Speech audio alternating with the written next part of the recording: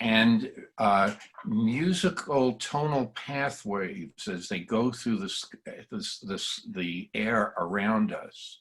In Michael's picture, we have been talking about the more wanderings, even though there are specific destinations for Isaac.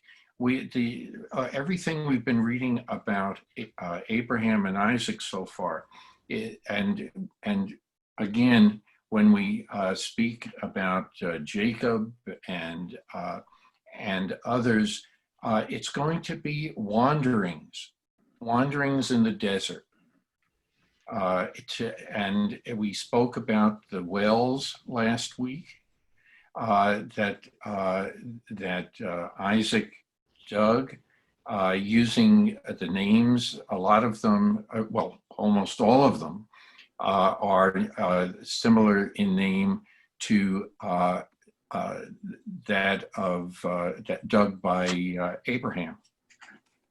So with that, I want to thank Ruth Ann for keeping us on track. We are currently on Genesis 26, verse 26.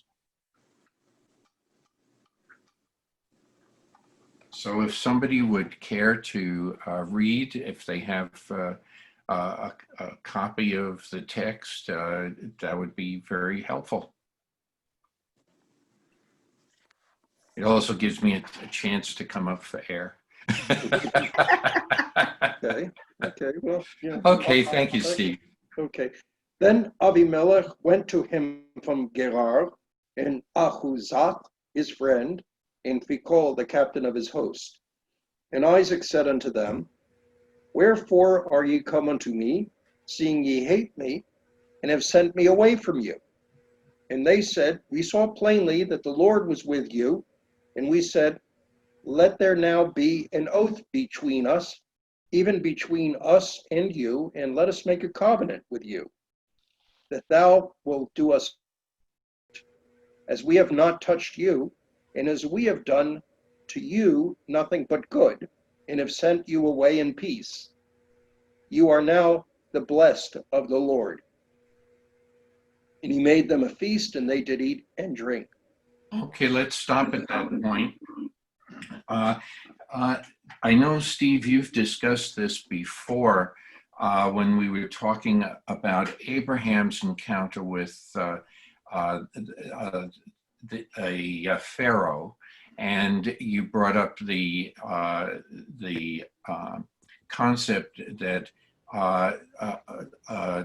that the pharaoh's name was Abimelech. And would you like to expand on that? Yeah. Well, Avimelech literally means my father is king, and it's sort of like asserting your right to rule, or your yichus. That's what it says to me. I don't know if rabbis have additional comment on that. That just off the top of my head. Okay. And is the name Philco also mentioned? Oh, the captain of the host. Yes. That's not familiar to me. Here, let me see what it looks like in Hebrew. Let me see, what verses was I reading again? Let me see. I lost my place. 26. In 26. Migerar v'ahod v'fichol. Fichol. Yeah, that is a weird name. It sounds like right. My mouth holds everything, but well, it can't be that. It's used otherwise as a spokesman, someone who speaks for everyone. Whose mouth is there. Okay. So right. It's so kind of a mouth that covers everything. It was a mouthful. Okay. Mary, did you have any comments about Abimelech? Or, I mean, he's just gone through the same story with Isaac that Abraham went through with him. And both Abraham and Isaac used the same excuse to try to prevent anything happening with their wives. This time with Isaac, he's found out by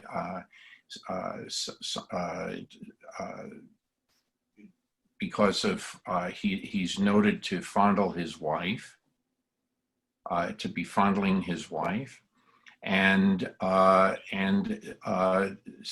Abimelech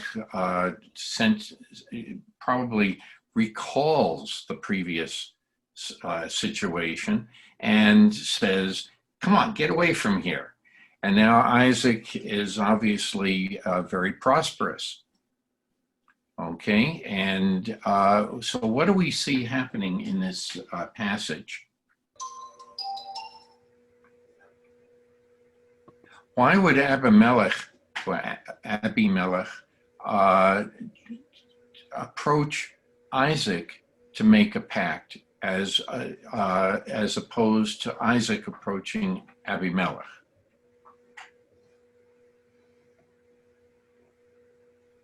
What is his perception of Isaac? Yeah. Okay, Steve had his hand up first, and then I think that's Chris. Yeah, she's in the shadows. Okay. Oh, sorry. Well, yeah. The light is behind you, that's why. Generally, that does indicate the perceived hierarchy that he sees Isaac as more of a power than he is. Yeah. Is and it? and traditionally, that what's implied here. Traditionally, it's because of his special connection with God. Mhm. Very good. Right. Yeah. Chris, Steve, did you have anything else to No. add to that? Then Chris.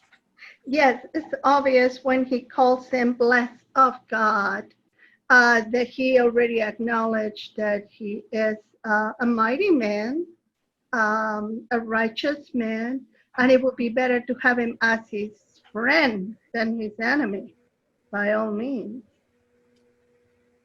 Okay. Any other comments? Yeah, I guess something that bothers me a little bit Go is in ahead. 27, where he says, "Wherefore are ye come unto me, seeing ye hate me?" The use of the word hatred, connotes all kinds of things that concern me. Well, it also, yeah, we are in my version. It's having been hostile to me, but I guess it's we're nitpicking, but you have to ask that question, and so why would you? It's definitely, if I may, it's definitely the verb that's used for hate, but it's in the plural. The English doesn't show, but the Hebrew, Isaac is not talking to just Abimelech. He's talking, how come all of you guys have treated us this way? Or is it a very respectful royal we kind of? I don't know. Abimelech doesn't speak in the plural, so I don't know whether Isaac would respond that way. But question. Is this, I think this also came up a little bit when we were discussing Abraham's relationship with Abimelech. But what about the concept of anti-Semitism? This is a question that comes up again and again throughout Jewish history. Yes, Steve. I'm not seeing it personally. I'm not seeing it as that. I think it's sort of a preamble to the what this is sort of a peace conference, and it's very natural in a peace conference. Before the peace conference begins, all parties frankly express their past and maybe their skepticism, just hinting at the skepticism, so that to ensure that this is a very honest process that's going to have results, that it isn't just talk. So he's kind of saying, we have a little bit of a history, your That's people and my people.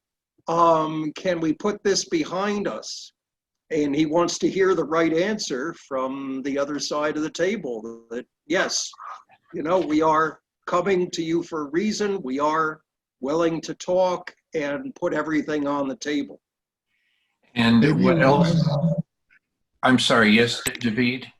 maybe it reminds us a bit of Camp David, because Yeah, that's how they that's started right. that, exactly. And so they're going to be,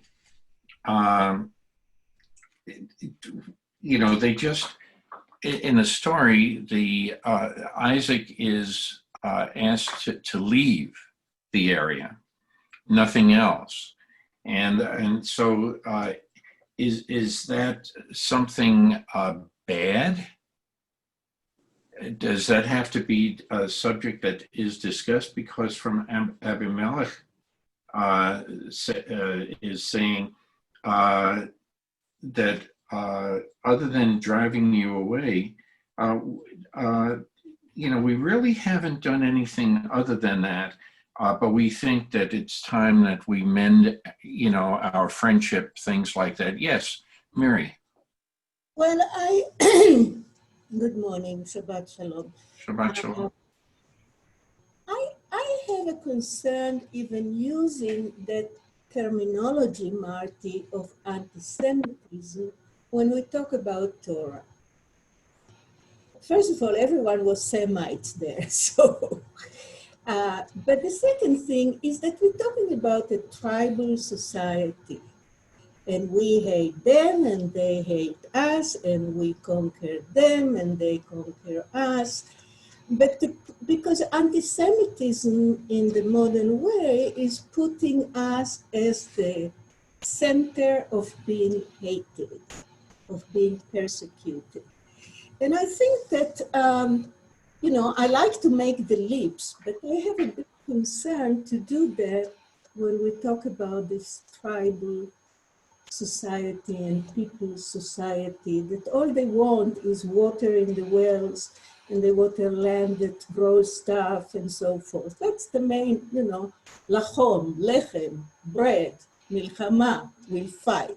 So that's the comment I want to make.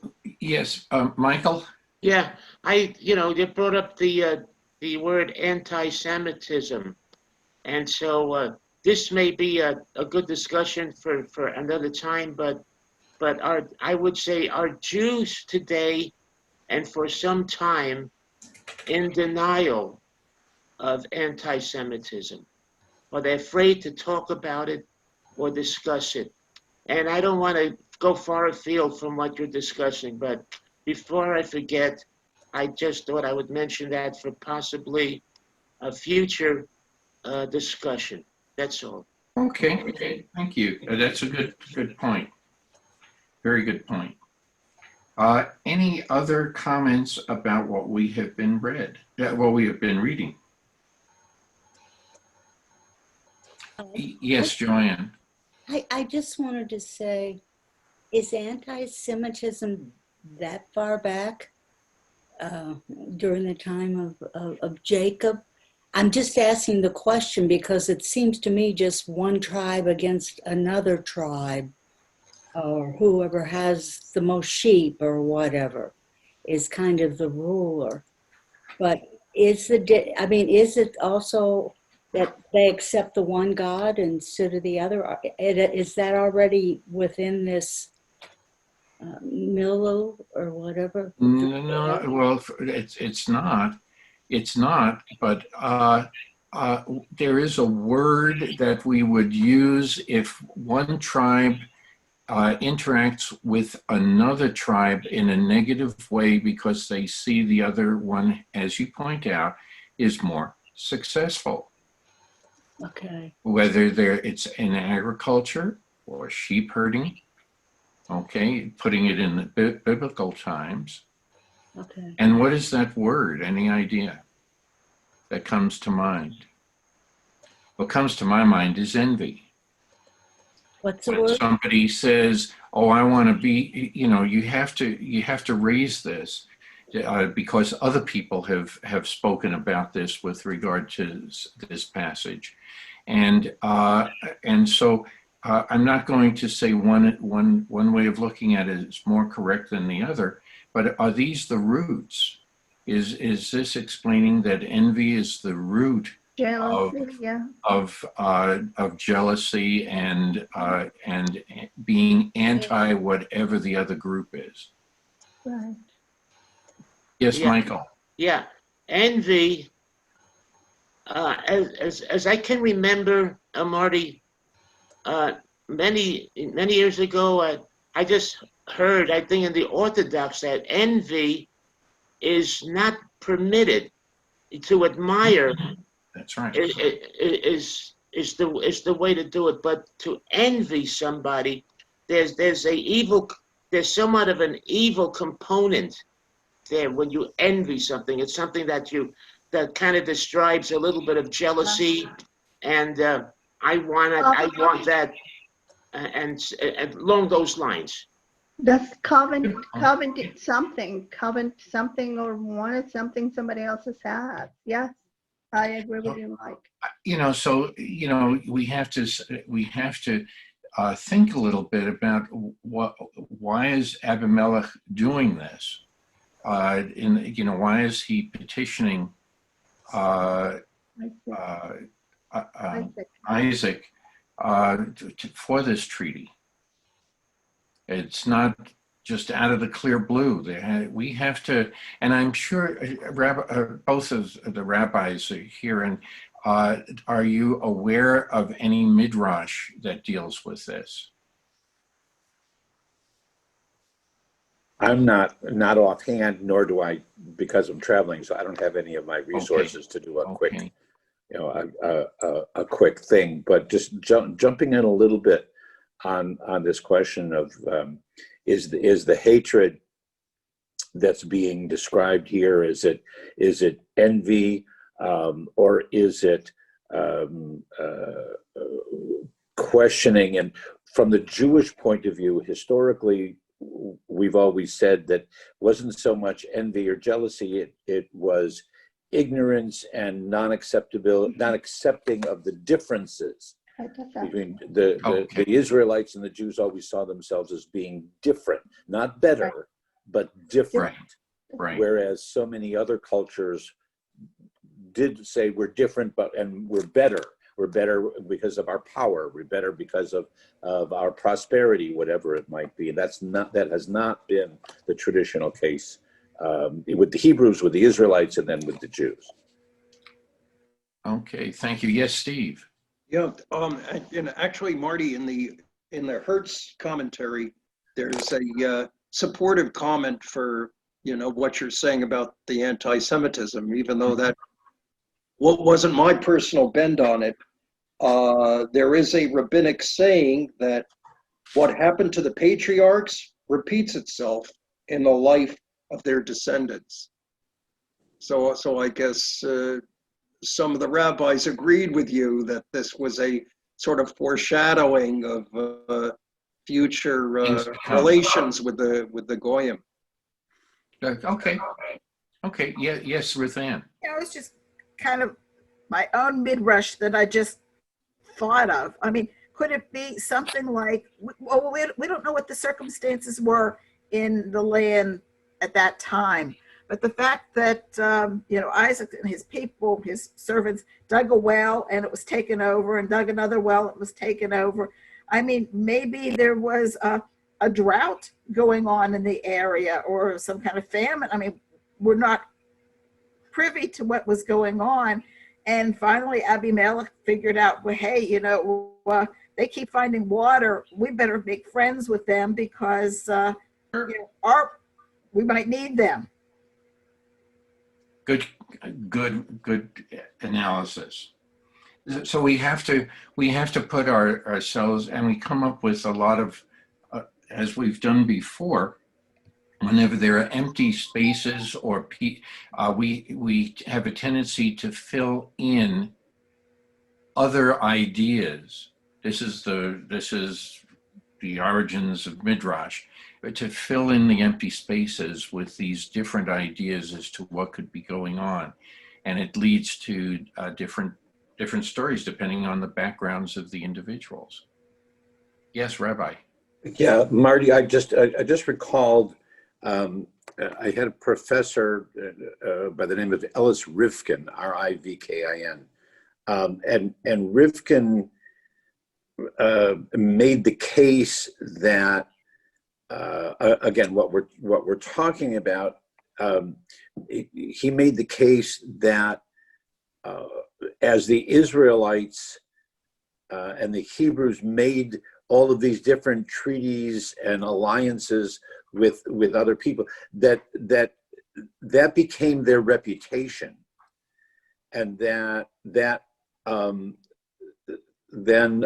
this is long before Moses and his interaction with the other peoples, but that when the Israelites finally came to Egypt, the next generations after where we are right now, when they came to Egypt, they brought with them a reputation that some of the Pharaoh's advisors were aware of, that and that feeds into the lines that we all know, that we got to watch out for these people because they make alliances with some of the, and they might use their treaties and rise up against the Pharaoh kind of thing. So there was a suspicion also that the Israelites, and again, Rifkin's case is that he's one of those people who thinks that the Jews are brighter than everybody else, and so that they're already anticipating becoming a world power by willingly entering into these different treaties, no matter how they got to that point.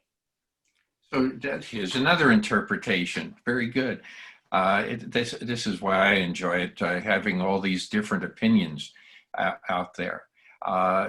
Mary, did you want to add anything to that, Rabbi Mary? No. Okay.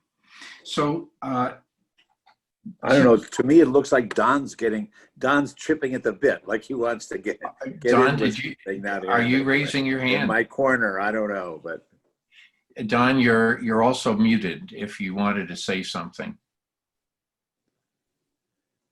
I'll just say that I wasn't raising my hand. I'm just enjoying the conversation. Oh, okay. So that's good. So, what we're seeing here, and we even do it today when we're on retreats, when we go to conferences and everything, and also when peace agreements are attempted and like that, what do? They center everything around food, and they feast, they ate, and they drank. So it's implied that they were having a reasonably good time. So if somebody would like to pick up on verse 31. Yes, David. Okay. Okay, from 31. Yes. Because they've started their feast. And they rose up betimes in the morning and swore one to another. And Isaac sent them away, and they departed from him in peace.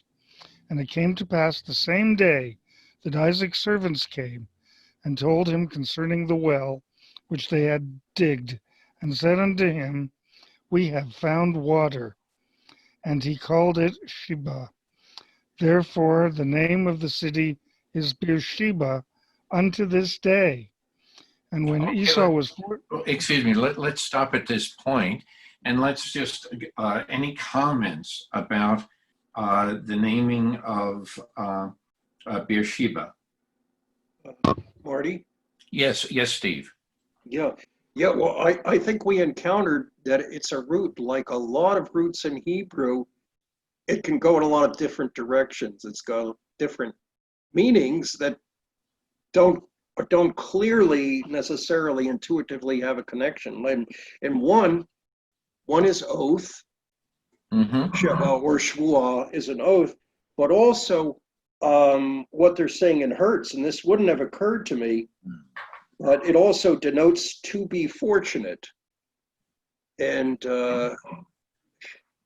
yeah, I think it's sort of would that be? I mean, I'm going to need some help with the rabbis here, but is that savea?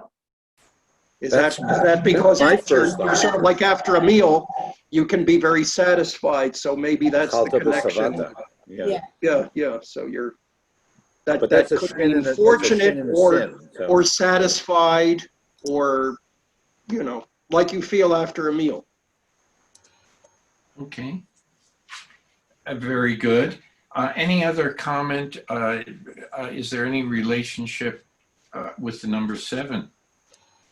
Could That be. too. And where does this become important? How many wells has Isaac dug? 7. 7 wells. And so I don't know, you read different interpretations. And so I don't know, you have so many different ways of looking at this as well. And this is not if you go to the map, this is where the city Luz was supposed to be. And now it's being renamed, but this No, Beersheba Luz is Bethel. Luz is is Bethel. Bethel, not Beersheba. That comes up later, and I apologize. But the naming this, again, we have to go into the discussion of water.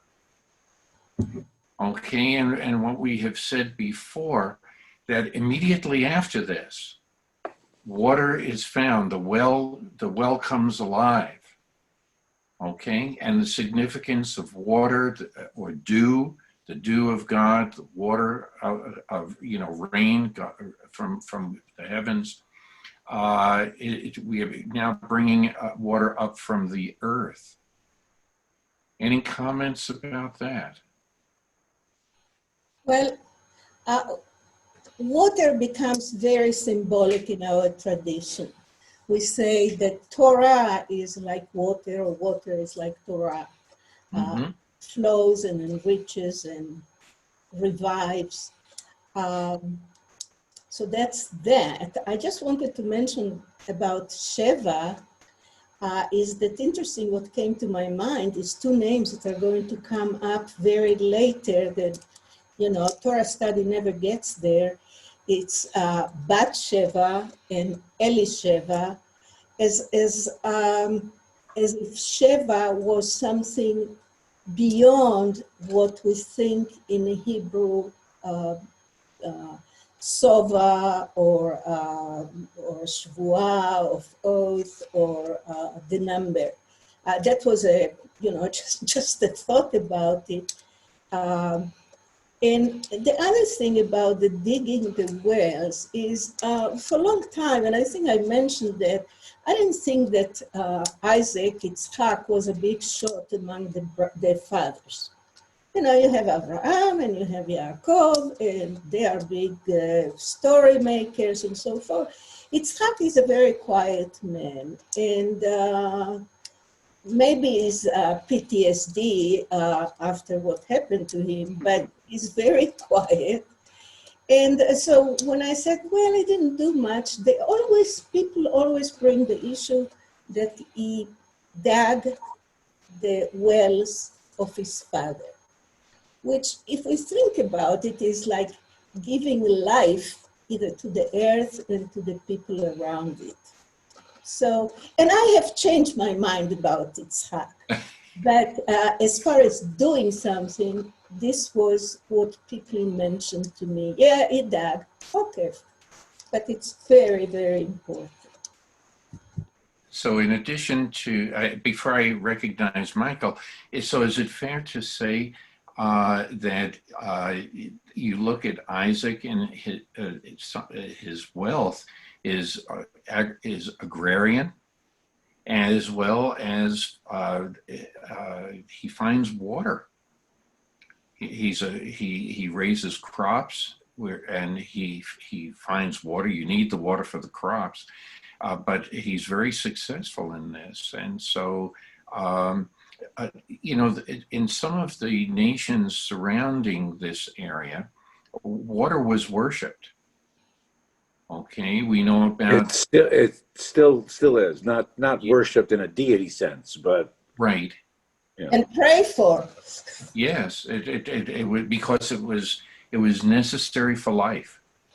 Yeah, what I was going to say is that Yes, very Mike. simply, water makes everything grow. That's simply what I was going to makes everything grow, and without the water, there would be no life. Nothing would grow. There would be nothing. There would be an empty planet. Agree. Yes, Don. Actually, finding water is associated with divine inspiration. In fact, it's called divining for water, and That's it's right. usually in the desert. You're going to establish a community. If you're going to defend a community, the water has to be inside your walls. Otherwise you don't have a community that you can protect. So I'm just agreeing, it's like all important to really live. That's right. Have you ever seen anyone use a divining rod to douse for water? No, who are you insinuating for? But No, this is how they used to look for water. here, You just hold this Y-shaped stick, and all of a sudden it would point downward to where to dig the well. yeah, wasn't the phrase like a stick goes to water or something like that? Yeah. So it's just this. We see how it has these stories have added to some of our way of life later on in history. So, yeah. Murray, can I go back to the beginning of the phrase? And I think the translation he was reading at the beginning of 17 was a little bit different than the way that I see it. But they got up in the morning. They rose in the morning, and they swore. I think that what was said was one to the other, but the Hebrews actually they swore man to his brother. So in other words, it's more than just an alliance. It's a familial connection here between the two. And I don't recall that phrase being used often, that they swore two different tribes in this sense, that they swore as brothers, unless there was already a biological connection. This brings to mind Native American tribes, because you became a brother or a sister through a pact. That if there are specific ceremonies to become a blood brother or blood sister, it's a pact of one to the other, and it's not just taken lightly. So I don't know, Steve, have you encountered any ceremonies with regard to that in your time on the different reservations? On the reservations, I don't know. I don't think that happened to be something. I did encounter some interesting ceremonies, but no, I should say I did encounter something that seemed like it was the Indian Shavuot, and it was about the same time as Shavuot. But wait a bit, Shemini Atzeret, the Simchat Beit HaShoeva, is the end of Sukkot, correct? Yeah. The festival of the water draw. Yeah, that's the festival of the water, where water is celebrated and water is splashed around. And I remember something impressing me is It seemed to be the Indian version of that a little bit. But I know they do rain dances traditionally. Didn't see Yes. that. I Yes. didn't encounter that. We need to have the tribes do this. We need some rain here. Oh, any other discussion? Okay. I have a Oh, question. yes, Joanne. Okay. Where is Beersheba today? Is that like in the Sinai area? The Negev, in the middle of the Negev. It's called the capital of the Negev Desert. Okay. Okay. I'm trying to. Visited it twice. I recognize the name and I'm trying to put it in a place. Our friends, Gila and Michael Kay, our Israeli friends, their son, Ofer, is a rabbi, and he lives in a town in the Negev. And his whole city is Orthodox Jewish. Mm-hmm. Right. And I have just heard, I think he has 7 children, but 5 of the children and he and his wife all have COVID-19 because they are so close and packed together in their small community. And so I'm seeing Beersheba and I'm lost in Israel with my thinking here. So say his name is Ronnie, Ronnie. So say prayers for he and his family. Yes. Yeah. Incidentally, it's very interesting that there has been since you brought up the COVID virus, the Navajo and Hopi tribes have been devastated by this virus. We've mentioned that before. And remember, their tribes are mainly in Arizona, okay, and New Mexico. And one of the problems when we look at the COVID-19 incidence rates in these areas, these tribes, remember, are counted as individuals they're counted in the general population for Arizona and also New Mexico. But they have contributed to a major source of the numbers of cases in those 2 states, because, as you point out, they live closely together. They still will be doing their ceremonies and things like that. So it is a distinct problem for them, and our heart goes out to them. They are still taking donations for those tribes. And anyone interested, you can contact me individually, and I'll tell you how to make those donations. Yes, Don. Since you're digressing into Navajo and water, I did some volunteer work for the Navajo tribe in Tohatchi in New Mexico some years ago, and they live on the worst scabland you can imagine that they were herded to. But they live on the land, but they don't have mineral rights. And so the mining company burrow down underneath, and in that area, it's uranium mining. And so the tailings are dumped, and the tailings pollute the groundwater and turn it radioactive. So it's the most horrible situation you could imagine, and it emphasizes to me the biblical valuation of water. I mean, all through, and when you see it up close with how people suffer when they're deprived of the very basic necessities of life. Anyway, I digress, but.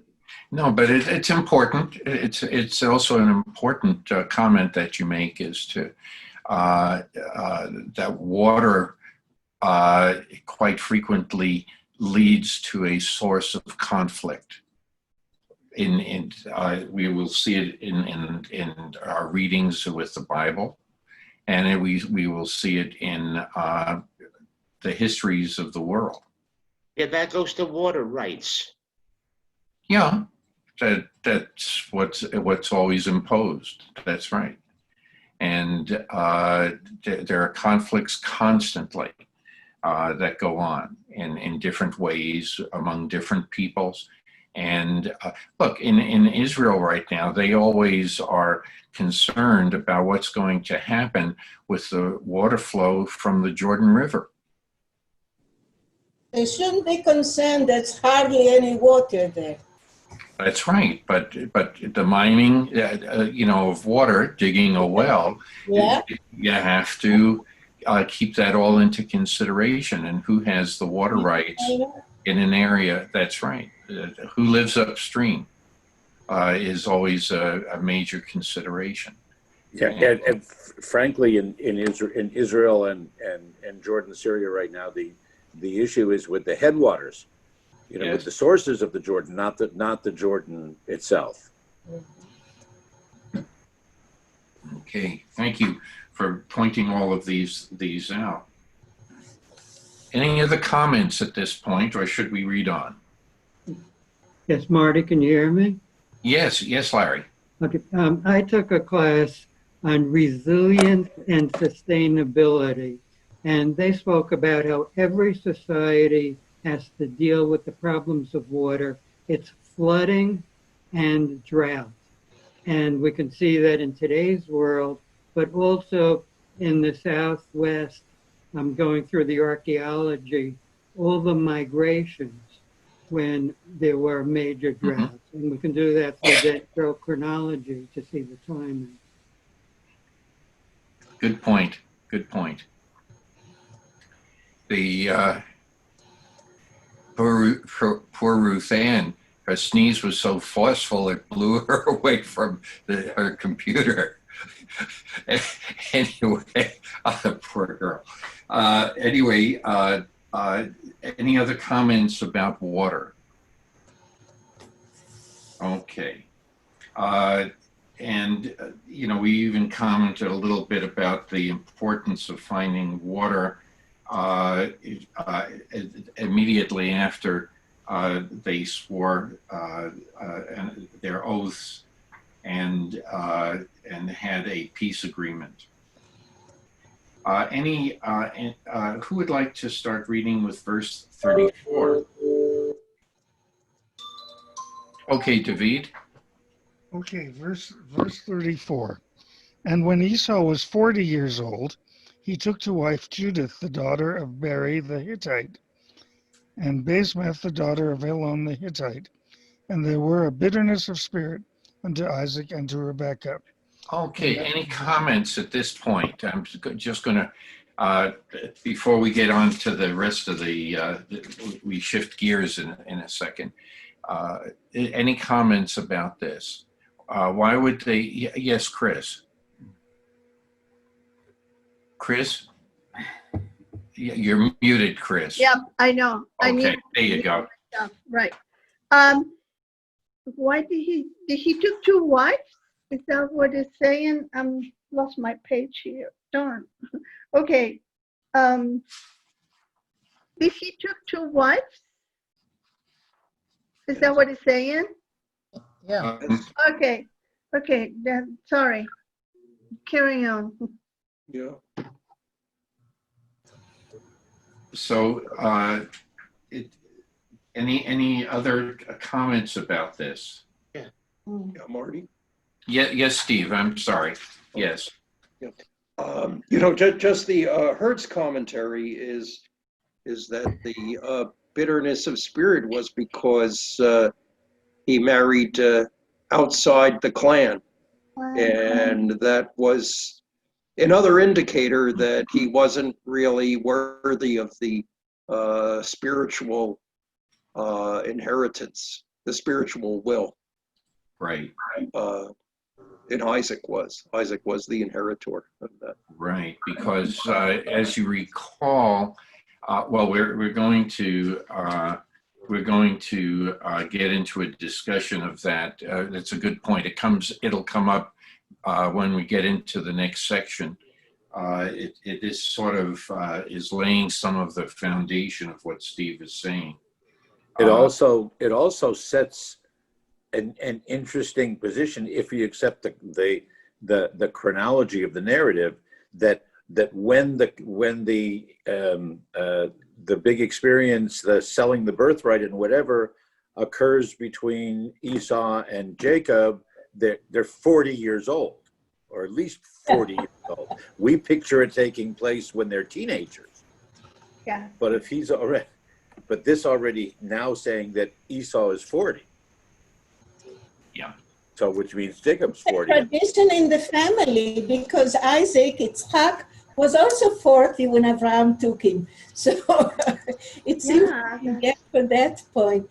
Now, I would like to mention two things. I mean, these are things that are close to my heart, and it's issue of names.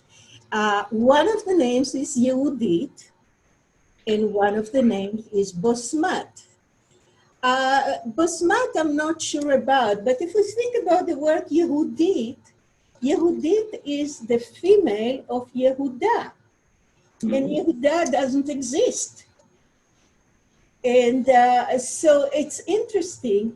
The other thing is that the Jews today will give, at least the Israelis, will give the name Yehudit to their daughters, and they'll give the name Bosmat, although they come from Esav and the Hittites.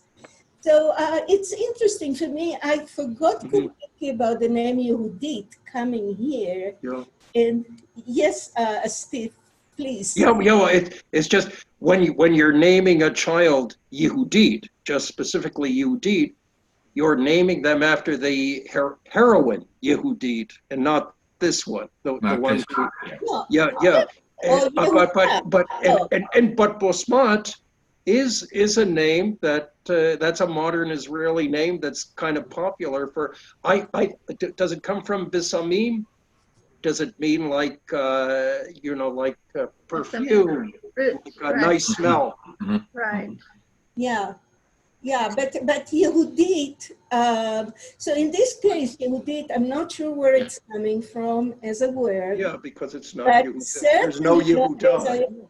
Yeah, and I always assume that we are Yehudim by Yehuda, which was the main tribe, etc., etc. But the name Yehudit, all of a sudden it appeared. Yeah. And according to Hertz, it's the only place it appears in the Bible, because the heroine Yehudit is not in the Bible, it's in the Apocrypha. No. Yeah.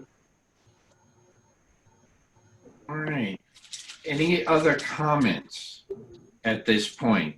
We've covered a lot, because now we can talk about a news story, but it's really a continuation of everything. It's going to come to a climax here. If somebody who has, oh yes, I'm sorry, Joanne. That's okay. I want to know about the oath. There's an oath that is, that they give the oath an exchange in the morning. But I'm wondering if, as I was growing up, an oath, my uncle bought land, et cetera, was always a handshake, but that handshake was like an oath.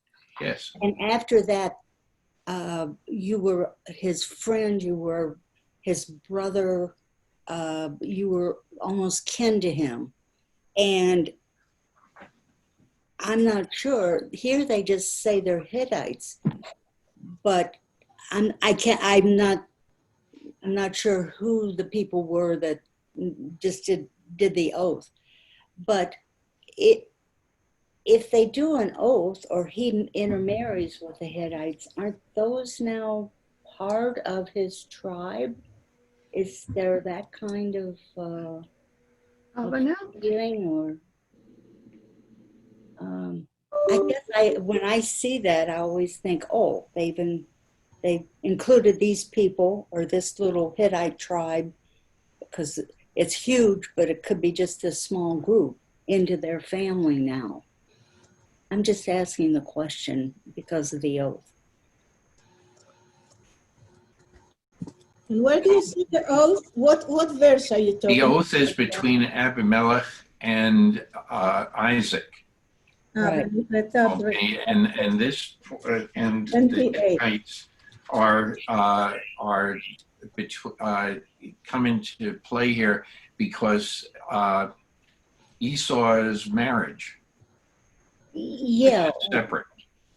it's different. So I realize the oath is different, but usually if you marry into a tribe, that tribe kind of becomes part of your family. Yes. And Rebecca's very hurt about this marriage. And I'm wondering if those people then are part of the family, or Esau, that's part of the whole idea behind Esau. He married outside. You know, there's this friction that happens real fast here. Well, just as a little aside, the Hittites, it's a different, they're different people, but Abraham had very good relations with the Hittites. He Okay. bought, he bought the cave of Machpelah there. I'm not sure that necessarily it was seen at this point in time as going very far afield outside the immediate clan. Okay. I was just curious because you can tell there was bitterness, Isaac, and I guess I was wondering. My thinking is Rebecca's hurt that he married someone outside the clan. So Yeah. Okay, continue on. Rabbi Mary, did you want to say something? You said yes. Well, yeah, I mean, the issue of the tribes, and that's why I mentioned it before.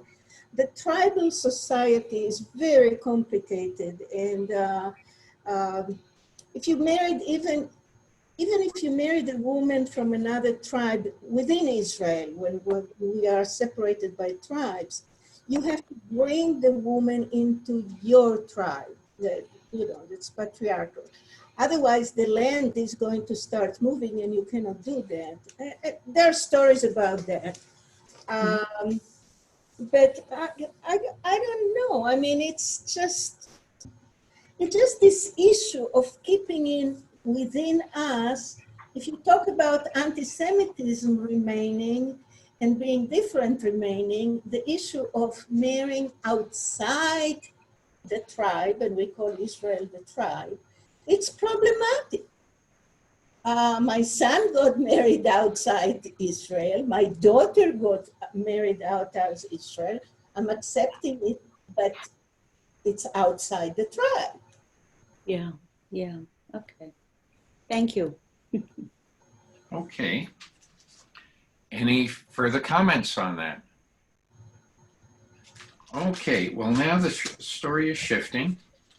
And if somebody has another English version of the translation, I know we've had David's and we've had Steve, Chris, you're muted, Chris, but.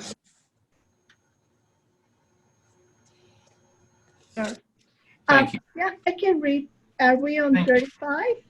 Yes. Okay. Now we begin. We're beginning Genesis 27. Right. Okay. So, Genesis 27, verse 1. and it came to pass that when Isaac was old and his eyes were dim, so that he could not see, he called Esau, his elder son, and said to him, my son. And he said unto him, here am I, Hineni. And he said, behold, now I am old, and I know not the day of my death. Now therefore take, I pray thee, thy weapons. Oh, this is a different, your quiver and your bow, and go out to the field and take me venison. And Okay. make me a son. Do you want me to continue? Okay. Could you go ahead and go through verse 4? Okay. And make me a savory food, such as I love, and I bring it to me, that I might eat, and my soul may bless you before I die. Okay. Any comments at this point? Okay. Any comments about Isaac and being And Rebecca? having trouble seeing with his eyes? Okay. Any Well, comments about the that? commentators are literally unanimous in saying that it's not talking about 20/20 vision. It's talking about the clarity of foresight and being able to see what's really there, rather than being able to give all the letters on the eye chart. So it's dementia. Could be sure. Could be Oh, wow. could be a dementia, right? So it could. So are you saying that this could be that that blindness can be physical, and it Or can emotional. or emotional, Emotional. Yeah. mental, as Steve points out. Any other ways people can be brought? Yeah, yes, Suzanne. This actually, my comment has to do with your first question. I find it interesting that Isaac did not know that Esau had given up his birthright to Jacob. To Jacob. No, yeah. And so maybe when Esau made that deal, he was thinking, well, I won't say anything to Dad, and I'll still get everything anyways. I don't know Okay. if it was that Okay. serious or not, but I mean, considering, yeah, I mean, it's just my thinking. We discussed a little bit of this before. When Esau gives up his birthright for a bowl of lentil soup, what is it? Where in the scheme of things does Esau at that point? Where does Esau stand on how important how important is the birthright? Not at all.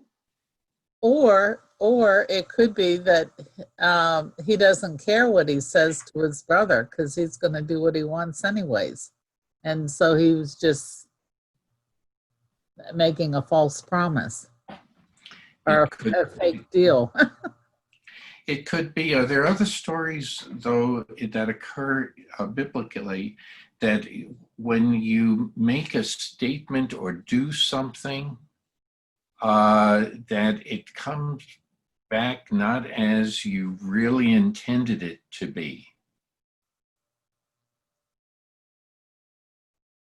Any other stories like that? It's going to happen to... oh, definitely Sarah and Abraham. That was definitely a story that didn't turn out the way they wanted it. Okay. With Ismael. What's going to happen to... now we've been talking about other stories that are going to come to pass, one of which is going to happen with Jacob. He's going to say something that's going to not bode well. Specifically with Rebecca.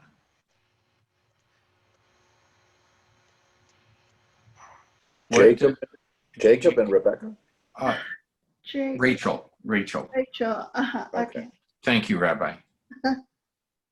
Jacob and Rachel, what does Jacob say, and what Well, befalls Rebecca?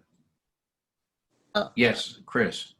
was that the deal with Rebecca's father? A lot? I mean, no, Lot. It's Laban. who is that? Laban. Laban, right? Laban. And getting supposedly getting Rebecca, but she ended up getting Leah. So that was totally unexpected, I think. The idols, what does Jacob say about the idols? Mhm. Oh, Suzanne. Yeah. Jacob, when they were leaving, and the father, Laban says, my idols are stolen. And Jacob said, well, whoever has stolen them shall die for the deed. And in the end, Rachel did die. And I think what saved her from not dying that day was that she was pregnant. But no, several, 9 months later or whatever it was,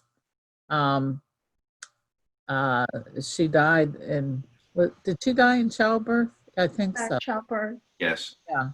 So Jacob's words were actually very prophetic for her, and probably in a way that she did not think would happen. And certainly Jacob probably had no idea she took the idols. Right. Right. So what if you were Aesop and you were going to write a fable about this? What would be the moral of the story? The cheater is cheated. I'm sorry, I missed that. If you cheat, you're going to be cheated. Right. Because if you will say things or shoot from the hip, and you say something without thinking, you might be foreshadowing some bad events in the future. You don't know. Mm-hmm. You just do not know. So think before you speak. Yes, Rabbi Mary. I have a question to Rabbi Norman. I see here that when Yitzhak calls Esav says, Hineni. Mm-hmm. Wondering if there is another Hineni between human beings in the Torah. My recall was always that it was between God and a human, but I don't. No, Isaac. Isaac asks. I think Isaac asks to Abraham. Answers him Hineni also. There are some occasions when they use the word, but you're right that most of the time it's referring to a human being answering God's call. Thank you. Very good. The other thing, Marty, that I think it's a very beautiful thing, and I don't know the translations because I follow in Hebrew. It says, bring me the food and my soul is going to bless you before I die. Mm-hmm. Not I'm going to bless you, but my soul. So the innermost blessing. Yes. It's a very beautiful sentence. Yeah. Very good point. Marty? Yes, Steve. Yeah, just just little side comment here, but like a lot of words from the Bible have become standard in English because Bible is so widely read, but also there's a fancy word here in Hebrew that went into Yiddish. So some like really fancy words find their way into Yiddish, and it just happened to notice that. I'm no Yiddish scholar, but matamim, or I guess if you're saying it in Yiddish, you're saying matamim, but matamim is like, it's not just food, it's like delicacies. Yeah, like taste what really Isaac, the tastiest. Like what Isaac is asking Esau to do is really cook me up one of your specialties. So not asking Esau to do is cook me up one of your specialties. So apparently Esau was not just a hunter, but was a little bit of a chef. You know, he knew what to do with what he had hunted, you know, to make something really nice. So Esau isn't just saying, you know, cook me a meal and then we'll talk about your spiritual birthright. He's saying, you know, make me one of your, you know, special meals, okay? And then we'll have a nice little father and son meeting. Interesting. Yes, Rabbi. Everybody started raising their hands. Right. Rabbi Norman, then Yeah, I just wanna- and then Michael. That again, like Steve is saying, and Miri, there's some things that can jump out in the Hebrew. When you're trying to understand the tone by which Isaac is speaking to Esau, right? The English translations are fairly good, but they leave out the Hebrew word "na," which is please. This is not Isaac commanding or instructing. He's asking. He's almost pleading with Esau. Listen, please hear me. I may die soon. I want to taste this food. One last time. It's a plaintive kind of thing rather than the father saying to his son, "This is what I need you to do." So you read it a little different tone. Good point. Very good point. David and then Michael. I think Michael was first. Oh, okay. Michael, David has said, go ahead. Can I go back?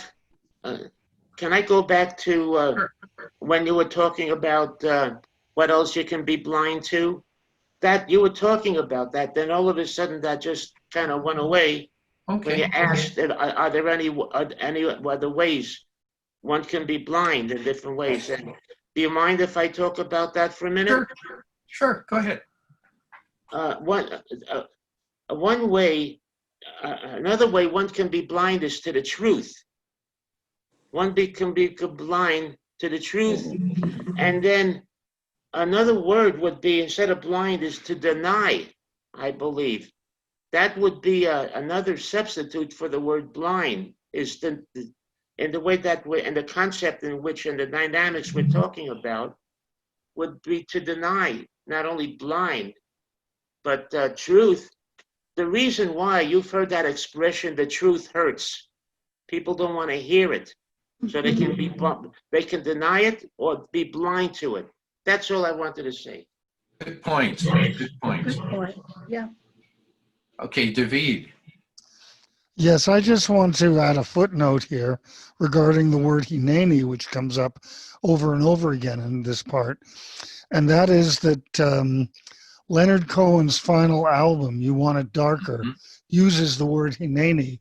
And the way he did it was that he persuaded the congregation Shara Shemaim choir to join the album and to do a prayer involving hineni, which actually enriches the song so much. You're almost in tears when you hear it.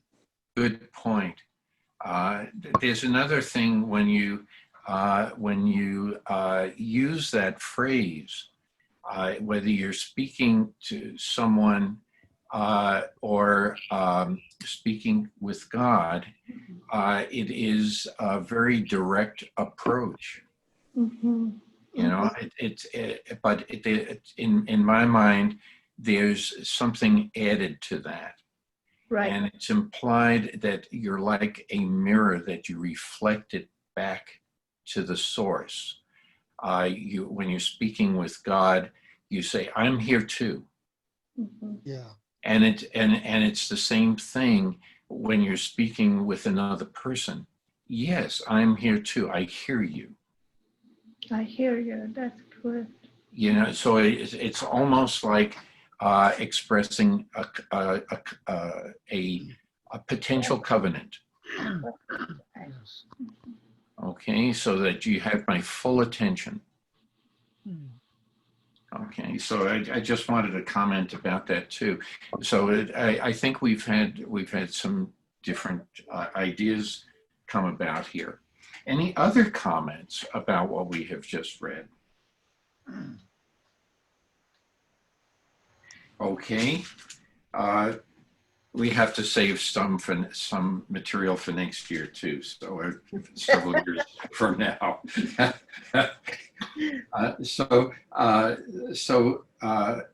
You want, let's see what's going to happen here. We've had a conversation now between Isaac and Esau, and now there's going to be a little twist. Okay, if somebody wants to begin with verse 5, if somebody would like to read. Yes, David. Okay.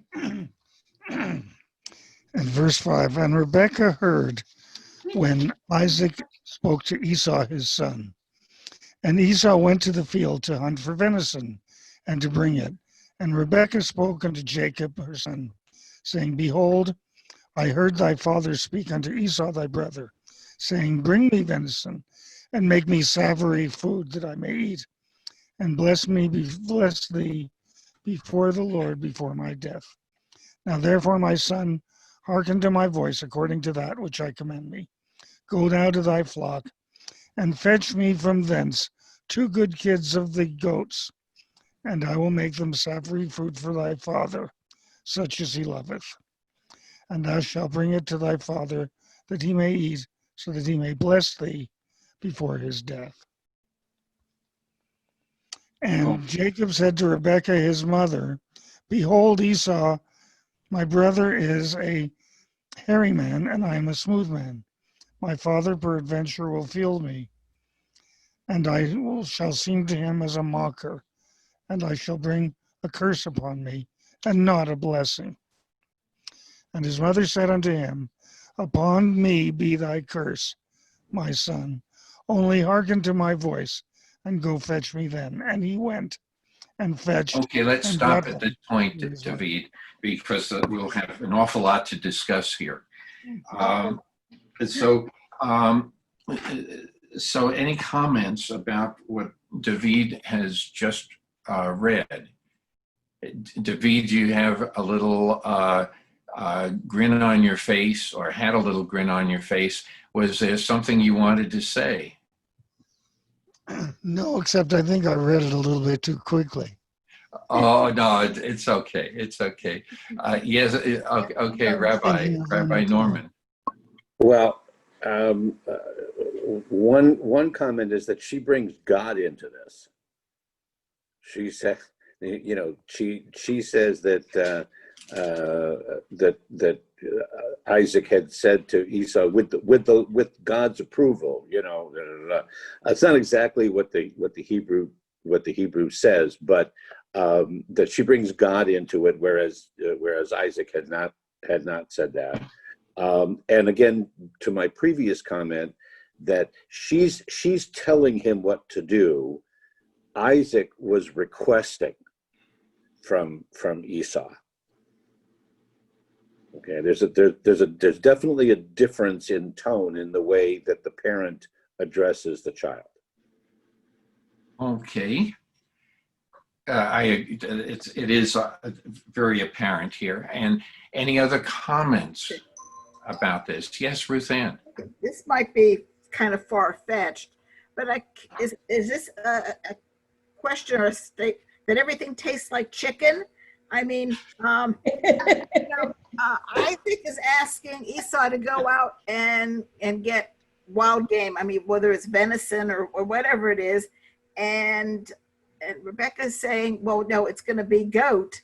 I mean, can he not tell the difference between the two foods? I mean, does she think, he might be, whether he's blind or whatever, I mean, are his taste buds not working either? Or, kind of wonder about that. That's interesting. Very interesting. Any other comments at this point in the story? So what is going on here? What is the picture that you are getting? You have Isaac and Esau, and Rebecca and Jacob. What is going on here in this discussion? Is it taking sides? Definitely, Certainly. definitely. And what is the game plan here? Is it one of honesty? Okay, Wendy, you're shaking your head no, and same with Larry.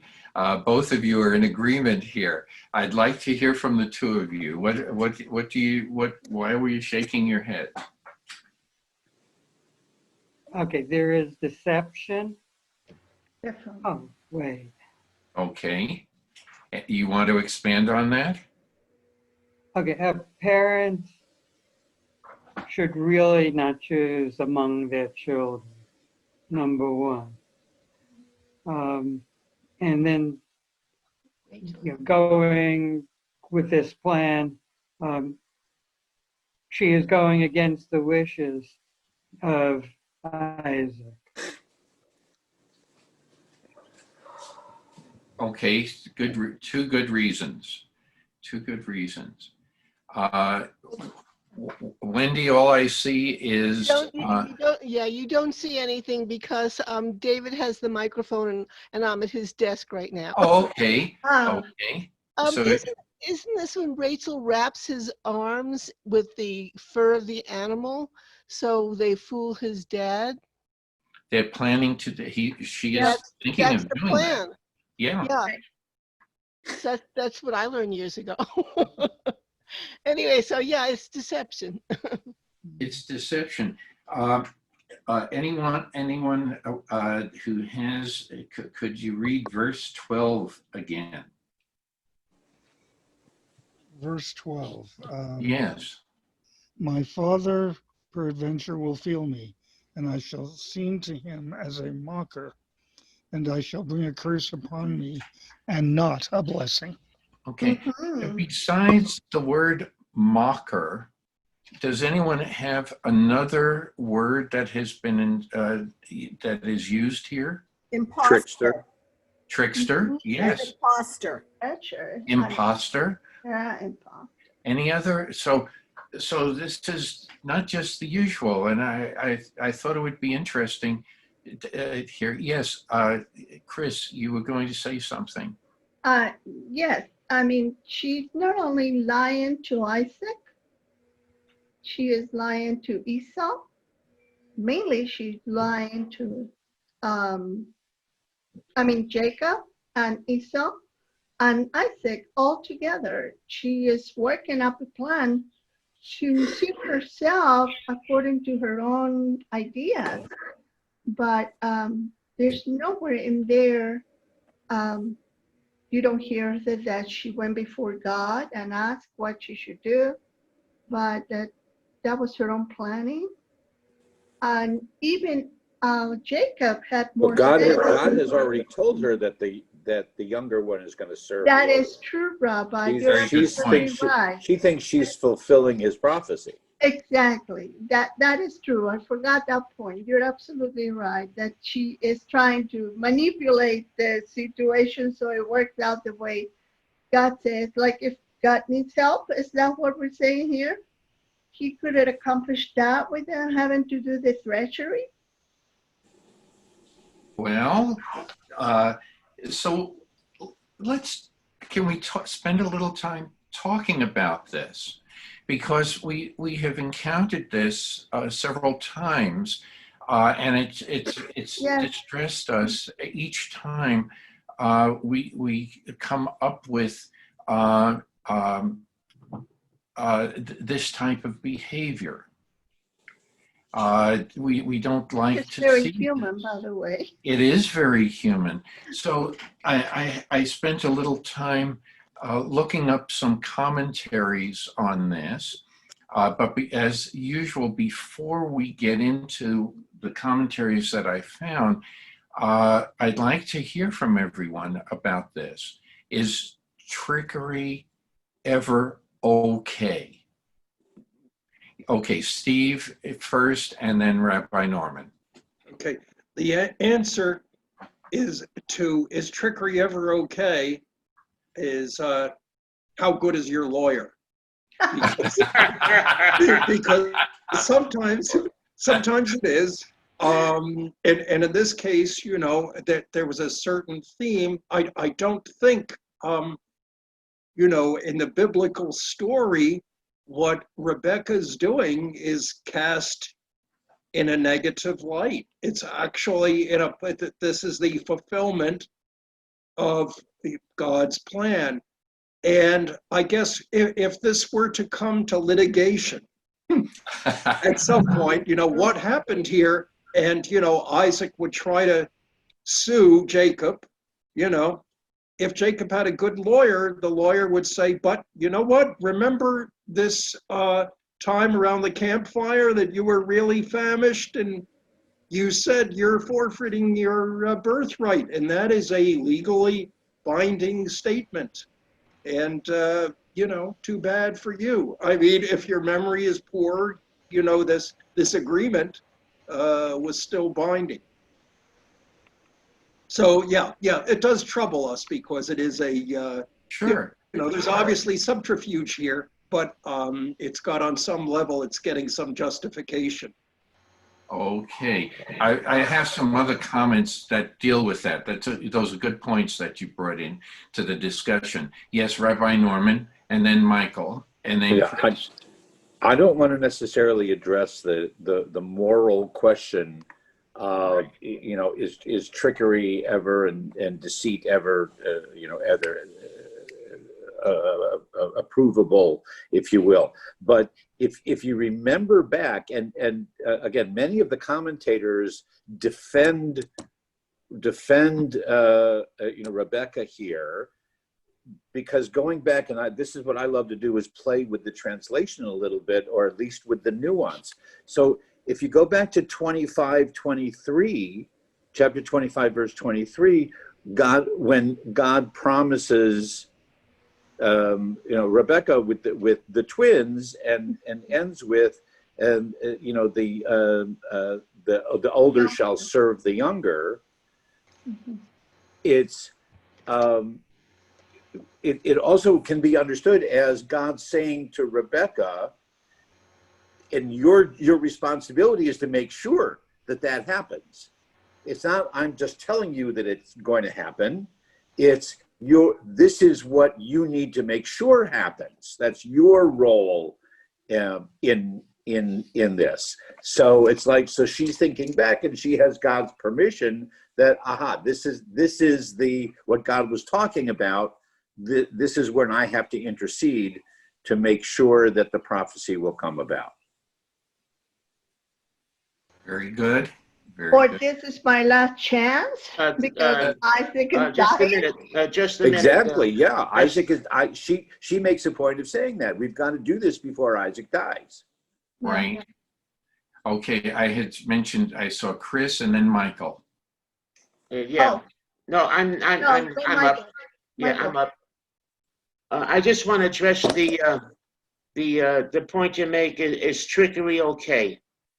And I would use the word evade with the word trickery. Mm-hmm. And so in that respect, trickery is not okay. For example, you are permitted to avoid paying your taxes. You are not permitted to evade paying taxes, to give you that analogy. Okay, very good. And first, Chris. Yes, Chris, please. Okay, I'm going back all the way to Abraham, and this is for Very good. Rabbi. All the way to Abraham and Sarah. was the decision that was also the same role here playing, where God told Abraham, yes, you will have a child and all the other childs that you want. And but Sarah decided that she was going to do the other thing because she didn't want to wait, or she was tired of waiting. Is that the same thing, Rabbi, basically? That we have, that we can, I like how you explained that, yes, the future of our children in some way we're invested into it, and we are to pursue the best for what we know is their future in some way. You know, the teachings and whatever else we do with the kids. But I never understood that I'm to manipulate in some way, because that sounds like manipulation to me a little bit, on creating their future. It's hard for me to find a happy medium in there. Can you help me? You said it very well. You said it very well. This is a problem that keeps coming up. We discussed it with Abraham, and we've discussed it with Isaac. Yeah. And now we're discussing it about the story with Jacob and Esau. Rabbi Justin Goldstein,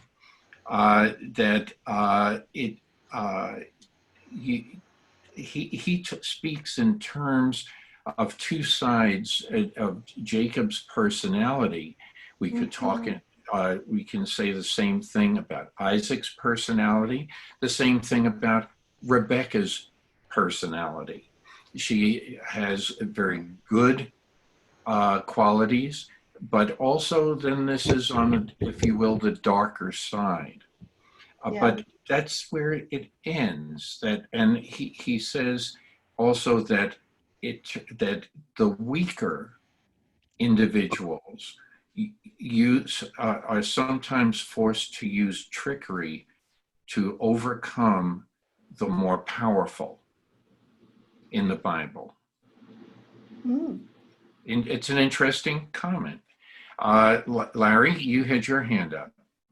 Yes, regarding Rebecca, first of all, she is named. She's not called Isaac's wife the same way Noah's wife or Lot's wife. So being named. Secondly, she is one of the few matriarchs that we refer to. So even with her character flaws, there is something appealing about her, that she's in that lofty status of being a matriarch. Good point. Now, what about at the time within which this occurs? Is trickery acceptable?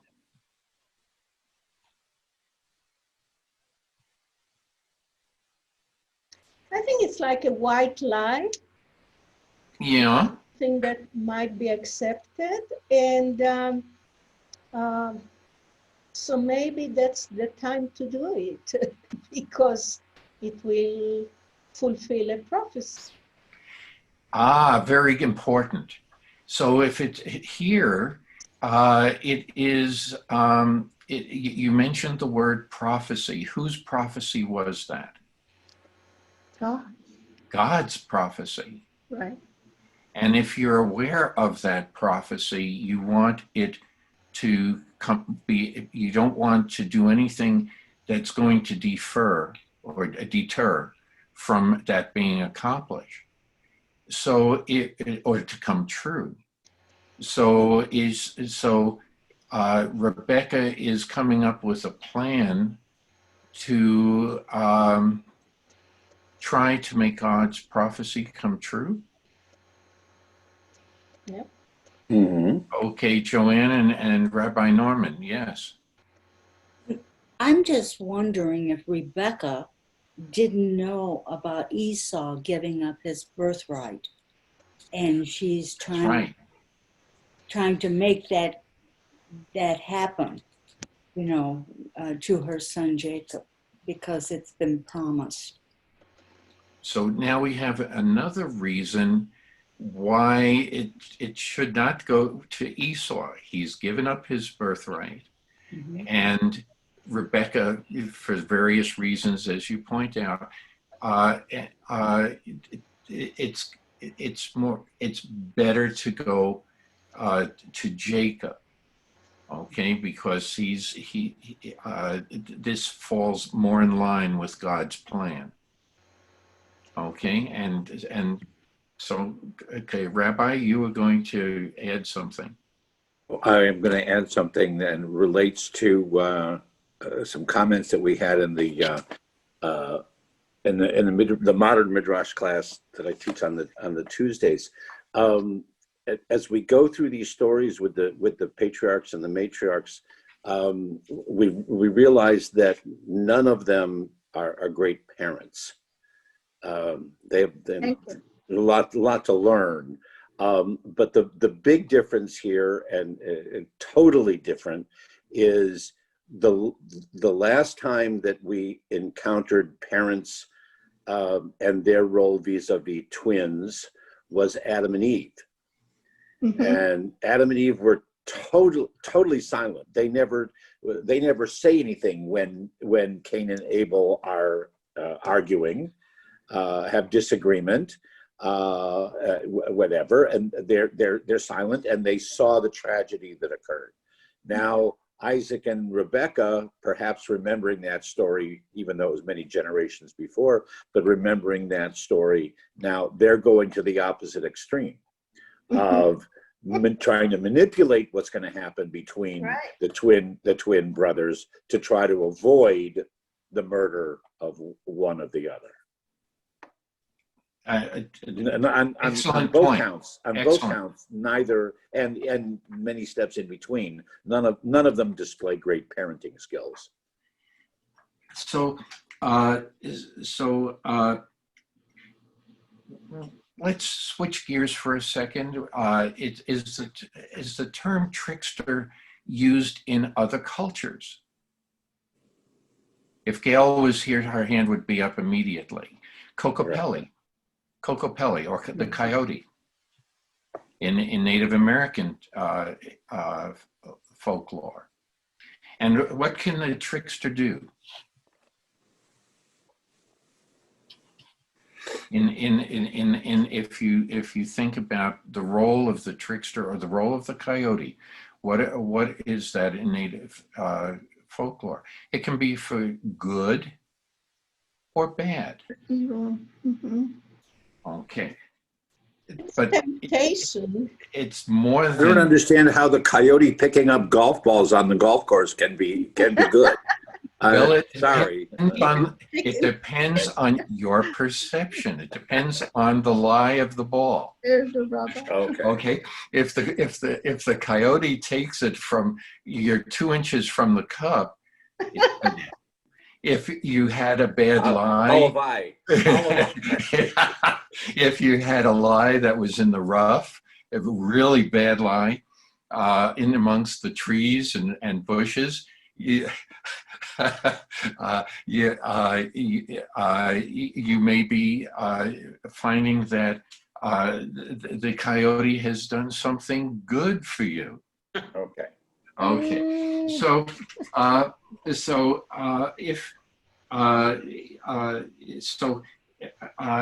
when we look at that, in native law, the coyote is going to present us with a choice.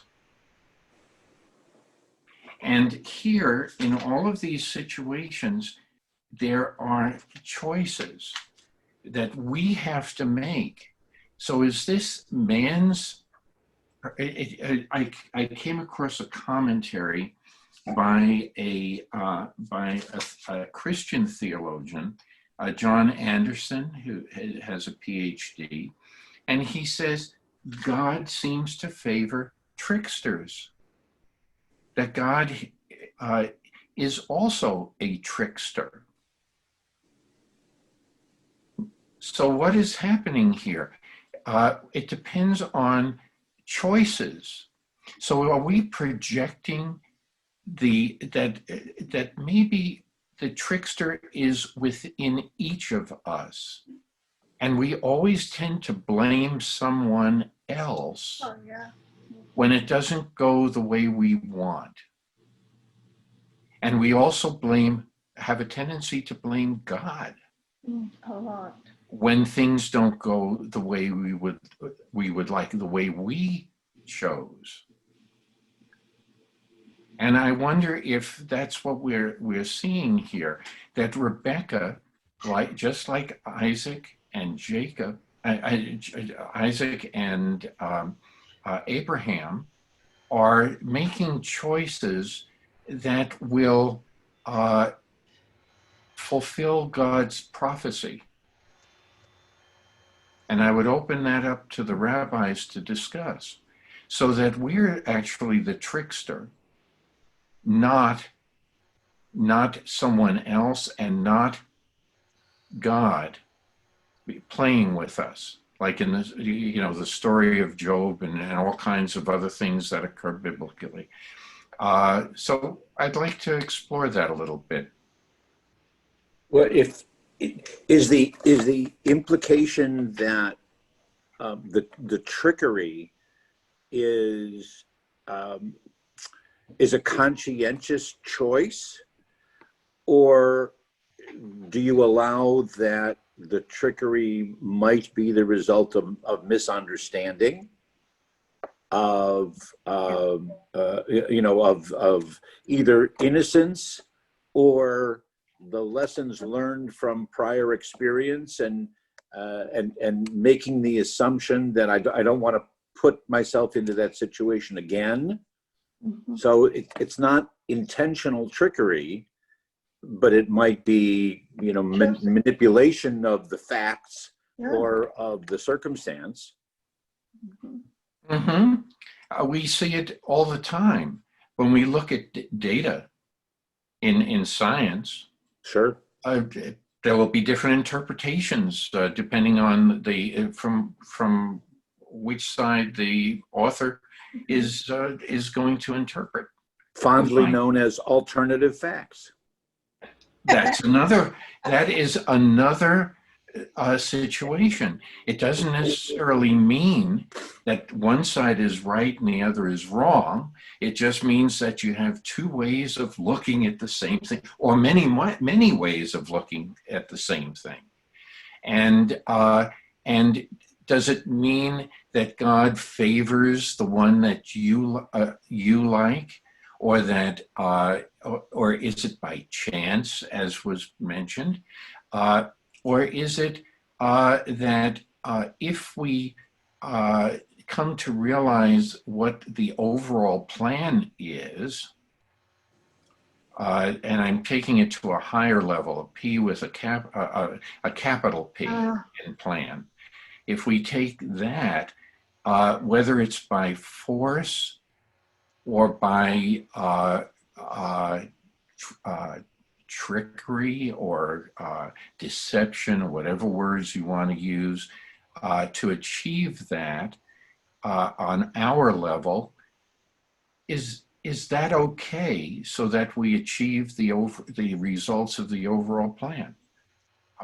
So I raise this, and I see some hands coming up as a result. Form of testing us, or testing? Good word. Excellent.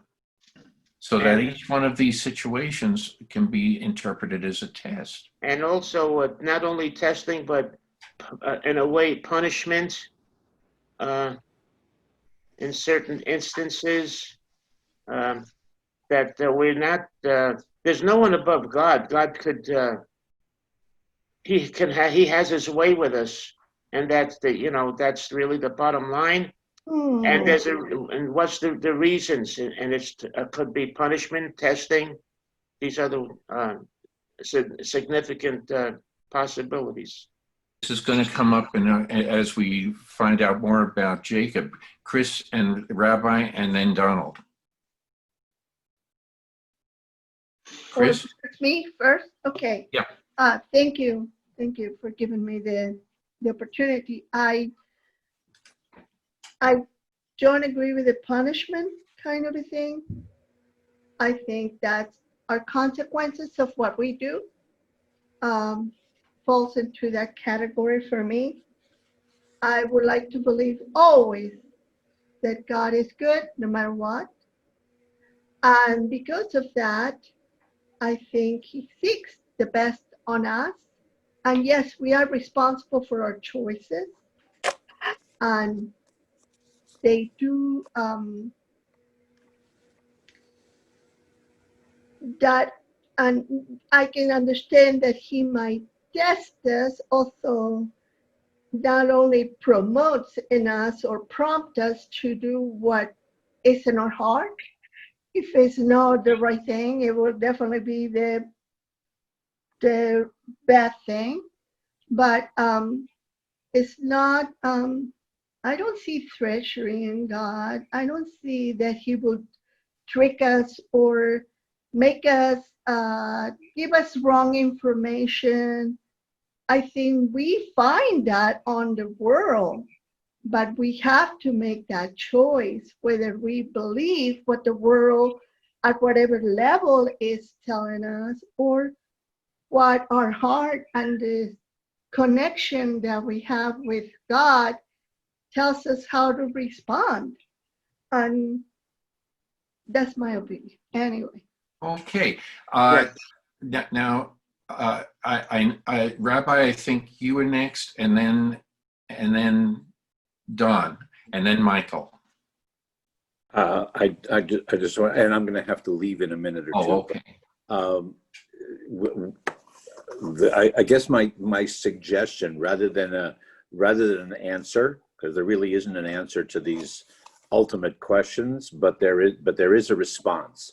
And the traditional Jewish response, incidentally, and here's a plug that we're all going to be together on Rosh Hashanah and Yom Kippur, is that whatever as Marty says, the plan with a capital T and a capital P, whatever that plan is and whatever is then imposed on us, Jewish tradition says not so much for us to try to understand the plan or even to put it in the correct context, but for tefillah, teshuvah, and tzedakah, it's what is our response to what happens, and whether they're tests, whether they're experiences, whether there's misunderstanding, whether there's improper behavior, but how we respond, and the traditional ways of responding is through prayer, through teshuvah, repentance, and changing our behavior, and tzedakah, and being as righteous as we can.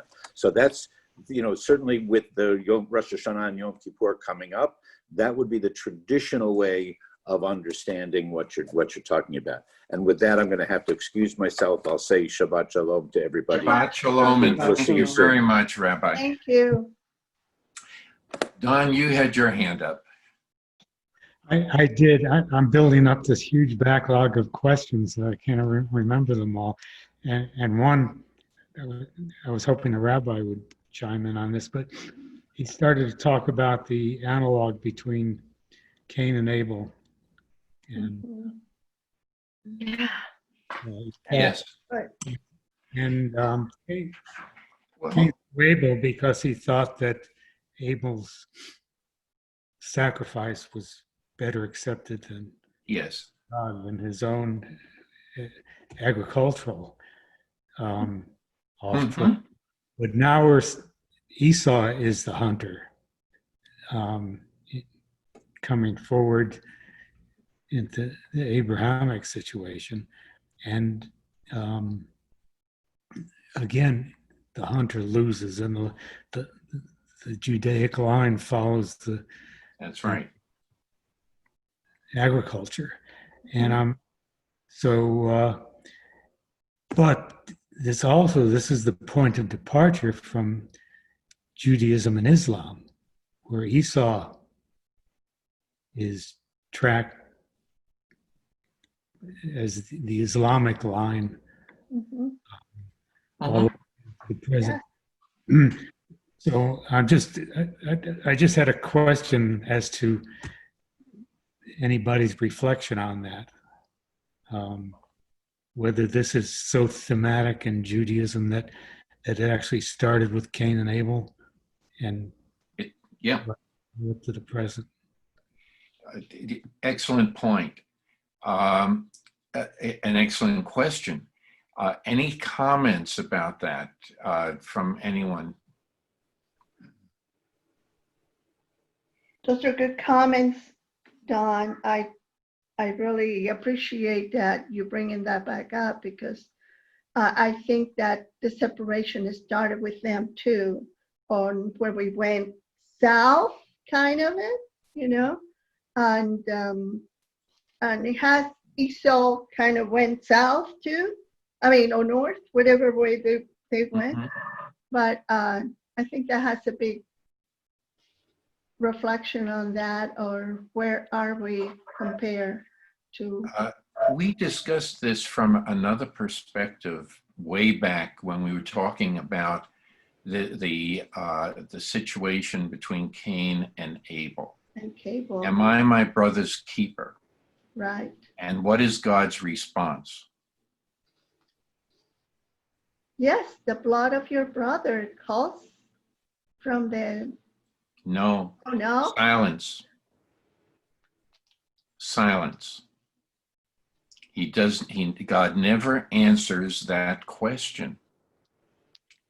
And everything else we have added in Midrash, trying to explain that, nothing happens. Yeah. Okay. He actually protects Cain. Okay. Larry, I don't know if that was your hand up, but what is important here? These are choices that are being made, okay, by each and every one of the people that we have been discussing, and some make a better choice than others, and all of the ones that we read about who make the better choices are to lead us into the history of the Israelites and how it goes from there. So there's more to that silence. We have that choice all the time. Is it a proper choice? And each one of the characters that we've been covering so far make a choice based on education and knowledge and spirituality versus the hunting and warfare. So it's coming to a head. This is a climax that is coming to a head very shortly. And next week, I think we will go into that climax. But any other discussions? Yeah, I wanted to ask Chris. Please, Michael. I want to ask Chris. You can hear me, Chris, a question? Yeah. And I believe that a few minutes ago you said God was good, always good. Yeah. And right. So I want to ask you this question, and it's only a question, Chris, how you would answer it. And during the Holocaust, when 12, well, just a minute, let me ask my question. When during the Holocaust, when not only 6 million Jews were murdered, and another 6, so it was altogether 12 million during that period. Was God good during that period of time? How would you answer that?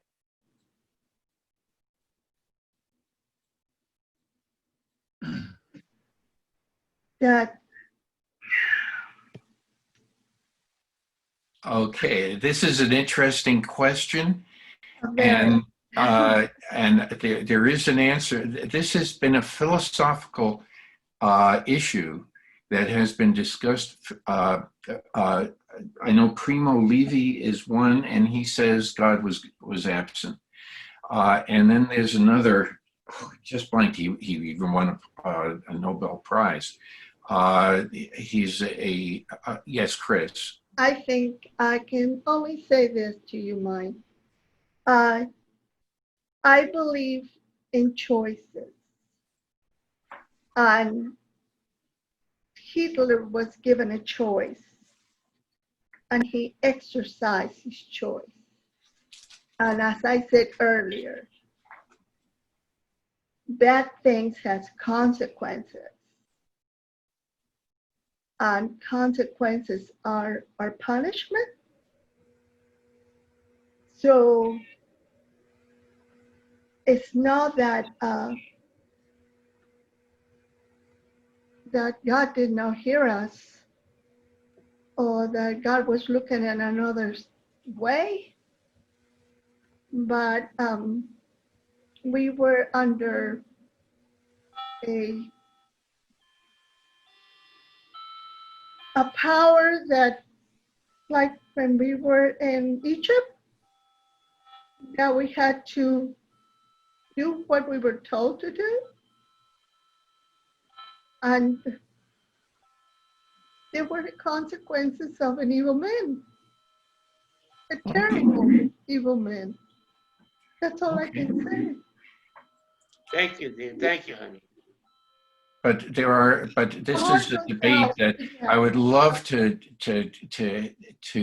suggest this to the rabbi. This would be an excellent discussion for one of his Thursday presentations when he is able to do so after the holidays. I think it's an excellent one, and you may want to bring that to his attention, Michael, because I think it's a very important consideration, a topic for discussion. Yes, Suzanne, you had your hand up too, I think. Well, yeah, I don't know if we have much time left, but I agree with Chris that God gives us choices and he respects our free will. And Hitler came to power because people elected him and put him in charge, and one thing led to another. But I also, I don't believe that reflects on God in a negative way. It's just, it goes along with that idea about blaming God when things go bad instead of accepting responsibility for ourselves. And sometimes I do think It's not, if I may, it's not about blaming, in my opinion, it's not about blaming God at all. No. But another, just want to bring this up also as another question, is that, and I don't want to go far afield, but we talked about it today, about anti-Semitism. And another good question for discussion is, do Jews themselves contribute to anti-Semitism? That would be another topic for one of the Thursday afternoon sessions. I think it would be a very, very good topic for discussion. Excellent, excellent. Any other comments? We're going to come back to this because Rebecca, we have to mention Rebecca's role in all of this and what she says is going to be her responsibility. And that's an important aspect to this whole thing before we move on. So we will come back to this. I know I want to thank everyone. This has been another, to me, an exciting discussion. Ruth Ann, did you have any announcements that you wanted to make? Two things that are going on this week. On Wednesday, Mike Finkelstein is doing his first sing-along. That's at 2:00 via Zoom. And then on Thursday, Rabbi Roman is going to do his first segment of his Preparing to Pray at 2:00. And that's also going to be via Zoom. Invitations will be going out shortly.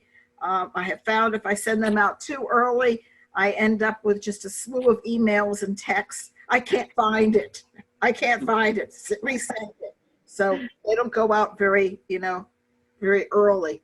Steve? Before I recommend, I just wanted to interrupt.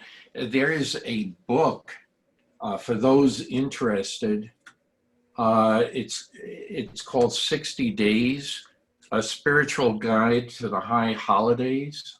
Okay. That is, you can get that online because it sort of is in preparation for the high holidays and what, some ideas to think about as we get closer and closer to Rosh Hashanah and Yom Kippur.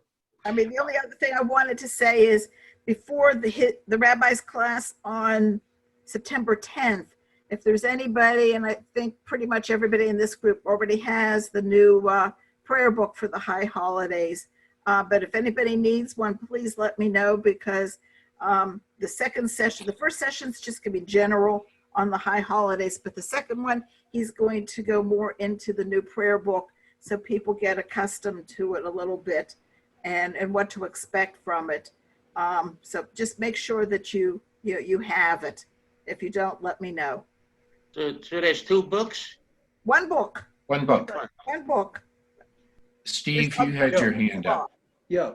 I just wanted to say, I'd like to continue my sessions, except it can't be on Thursday because I work. So I'd like to do it not tomorrow, next Sunday at 10. Okay. That's Sunday. And it's going to be, and I'm letting Ruth Ann, we didn't have a chance to talk about it, but my topic is going to be the Black Jews of Rhodesia. Oh, okay. We were talking about the white Jews before. Now it's going to be the Black Jews. Okay, well, we'll talk of Southern a little Africa. bit after. I have mahjong tomorrow at 9 o'clock. Oh. That's an ungodly hour for me, 9 o'clock in the morning anymore. But I'm talking about next Sunday. Yeah, I know, but I'm going to see if my mahjong starts every Sunday. So we'll talk about it. Because Well, you let me know if the time should maybe be I'll different or something like that. No, you can always turn it on. You know how to start it. Yeah, but I'd hate not to have you there. I don't have to be the Zoom person all the time. Okay. In fact, let me tell you, this week it was nice since I didn't. Oh. And it was nice. Oh, okay. So Very maybe we can give it a shot with me even. Yeah. And I look forward to seeing the programs on YouTube. Unfortunately, I won't be able to participate live like in the rabbi's program, but I'll be sure to watch it on when it gets put up on YouTube. Right? They usually get posted pretty fast, right? Yeah, Les is very quick about it. Huh? Any other general discussion? Ruth Ann, thank you, Ruth Ann, and Shabbat Shalom, everyone. And we'll keep at it. Okay, take care. Bye-bye. Bye-bye.